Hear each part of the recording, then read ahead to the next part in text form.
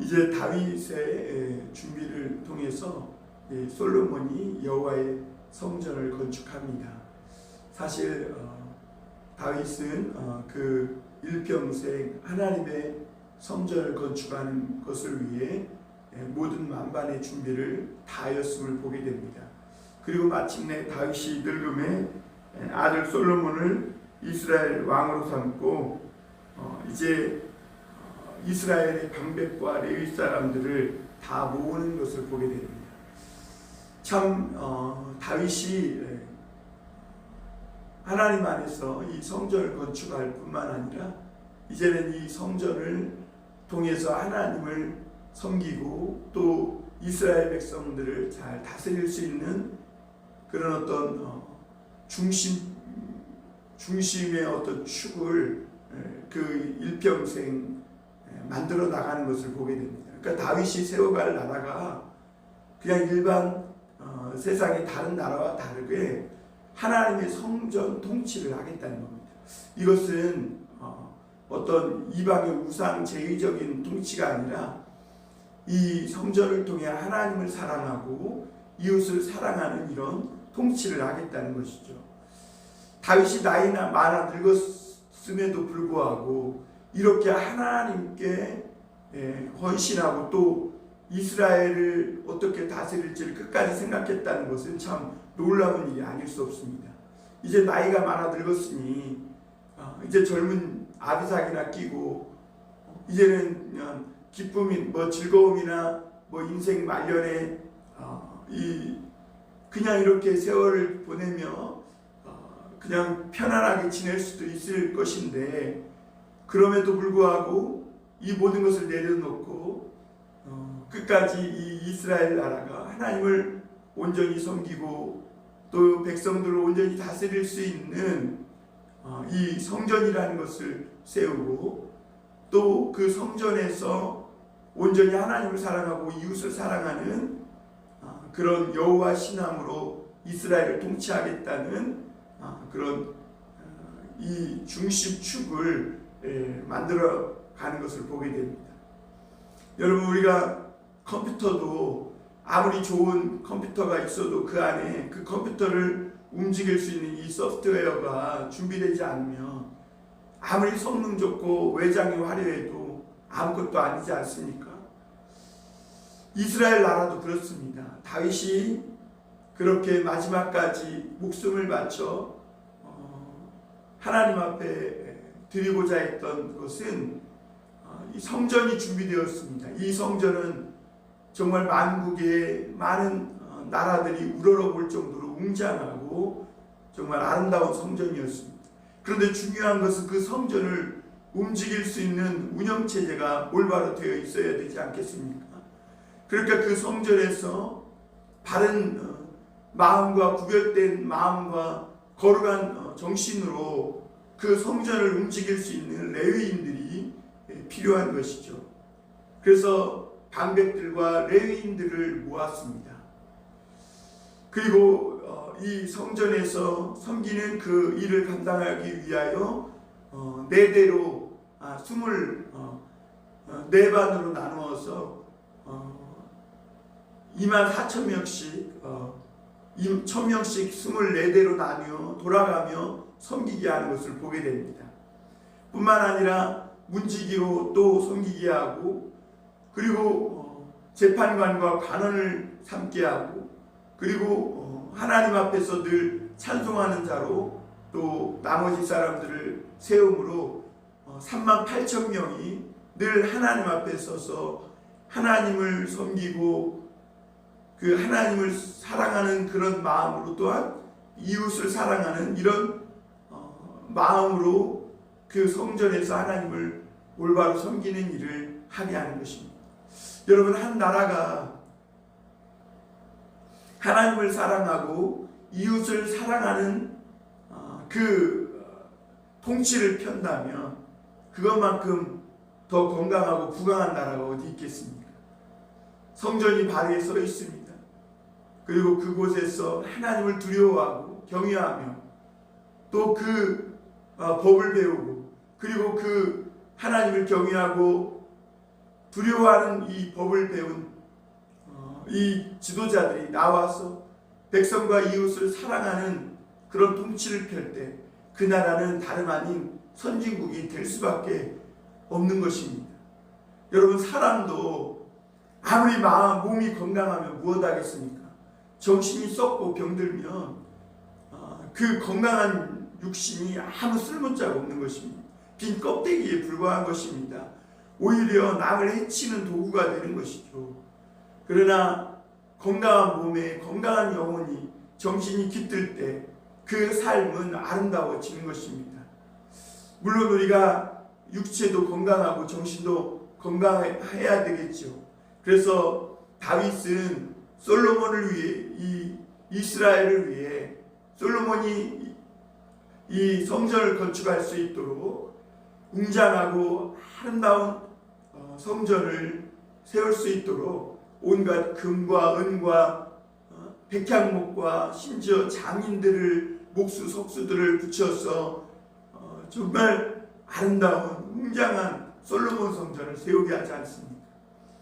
그리고 다윗은 거기서 그치지 않고 그 성전을 운영하고 움직일 수 있는, 그래서 그 성전을 통해 이스라엘 전체가 하나님을 경외하고 두려워하는 법을 배우고, 그리고 서로가 서로를, 이웃을 사랑하는 법을 배우게 하는 이런 통치를 펼쳐 나가는 것입니다. 엊그저께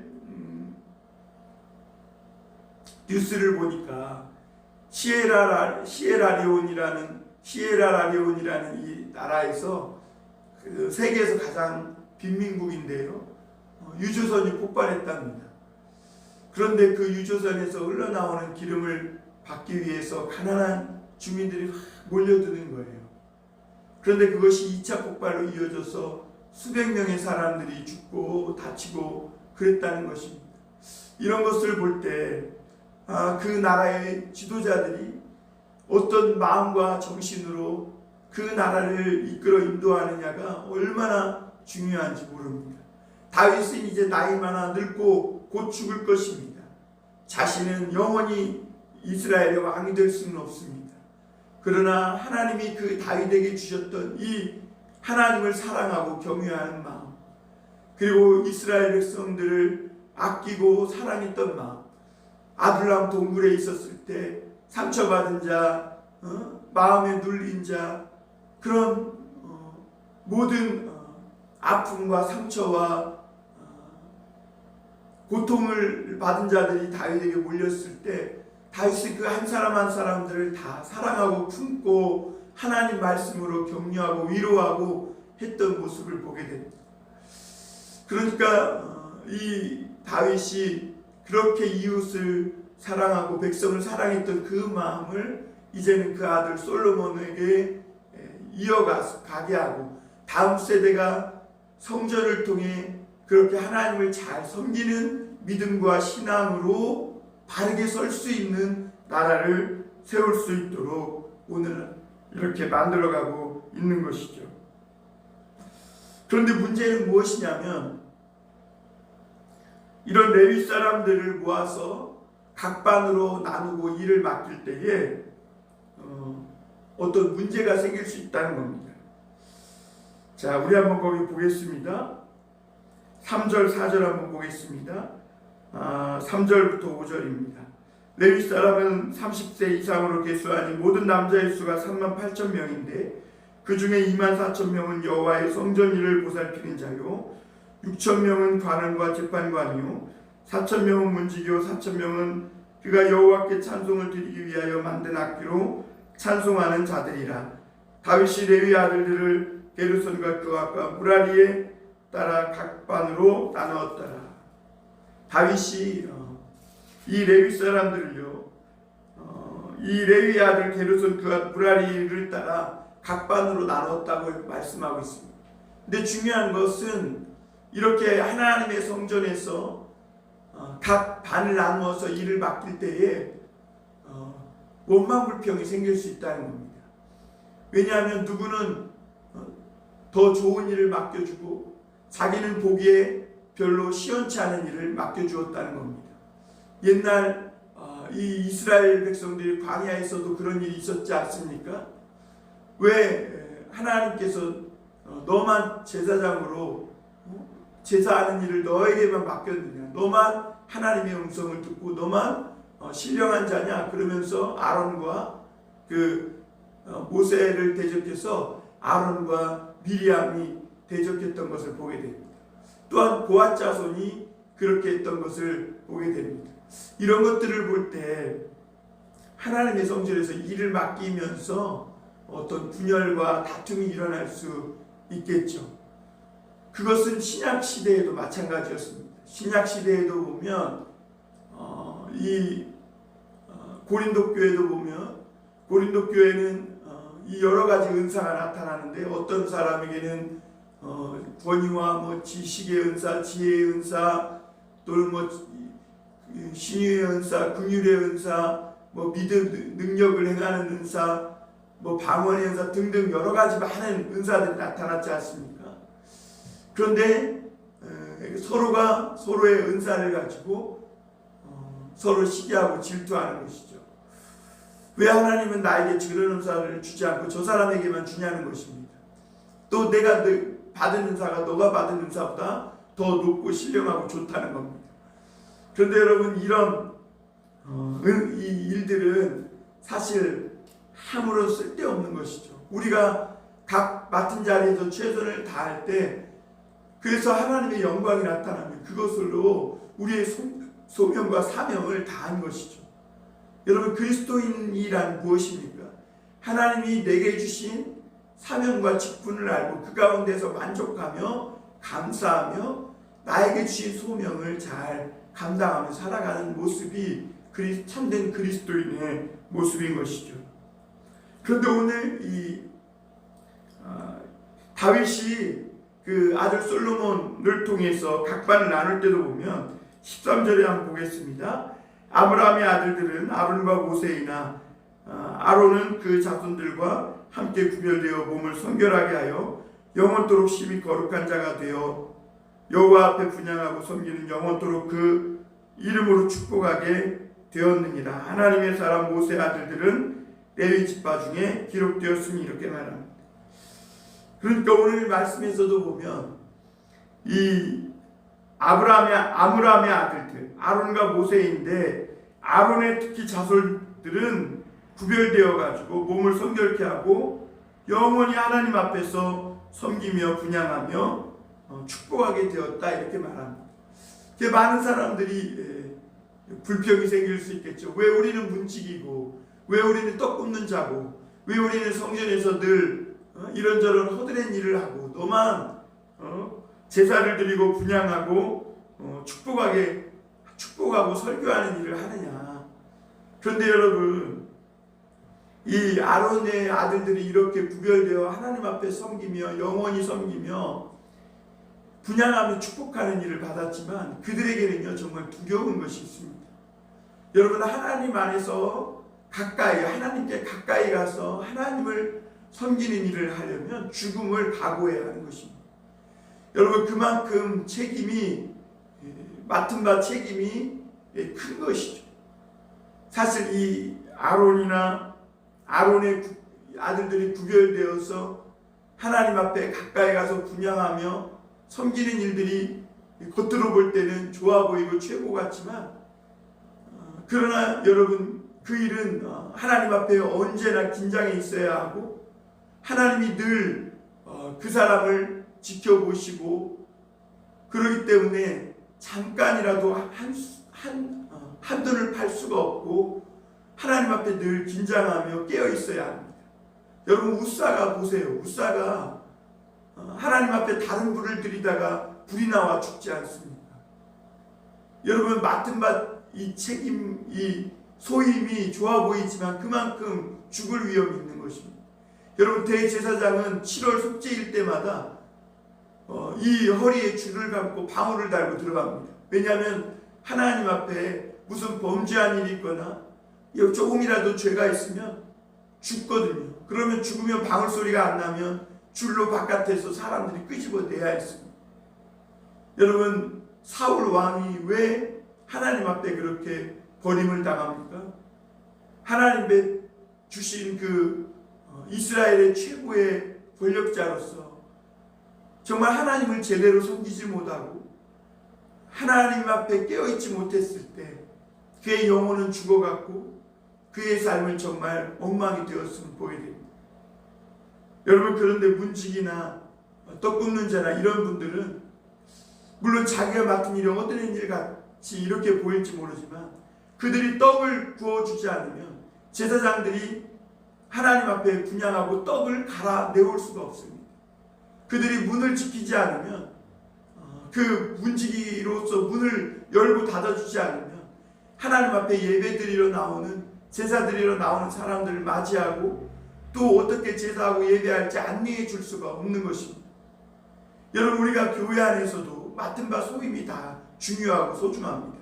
강단에서 설교하고 강단에서 축복하고 예배하는 일만 중요한 게 아니라 그렇게 할 수 있을까지, 그렇게 해서 하나님의 뜻이 나타나고 하나님의 영광과 임재가 나타나고 하나님의 거룩한 성령의 역사가 나타나기까지 곳곳에서 보이지 않게 하나님의 뜻이 이루어질 수 있도록 헌신되고 서서 봉사하는 그런 숨은 봉사자들이 있기에 가능한 것이죠. 그래서 하나님 앞에는 다 똑같은 겁니다. 오히려 강단에서 말씀 전하는 또 하나님의 이름으로 축복하는 자들이 더 두렵고 떨린 것이죠. 왜냐하면 조금만 빗나가도 그들은 잠깐만 졸기만 해도 영적으로 죽어버리면 자기뿐만 아니라 온 백성이 죽고 하나님을 잘못 섬기게 되면 그 엄청난 큰 죄를 어떻게 다 감당할 수 있겠습니까?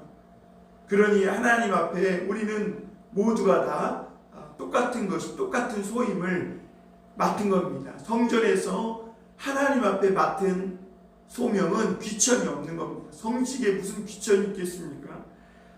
만약에 떡을 구워서 한쪽만 익고 한쪽은 안 익고 한쪽은 타고 한쪽은 잘못되고 이러면 그것이 어떻게 하나님 앞에 바치는 거룩한 떡이 될 수 있겠습니까?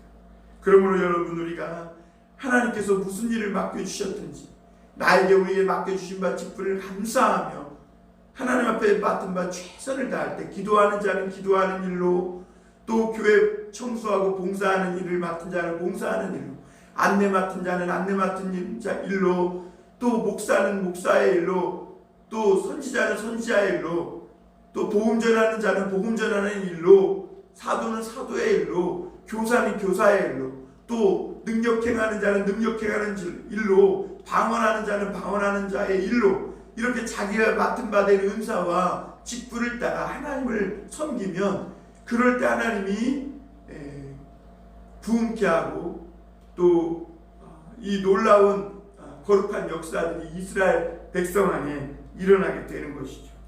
오늘 거기 보니까 30절부터 한번 보겠습니다. 27절부터 한번 보겠습니다.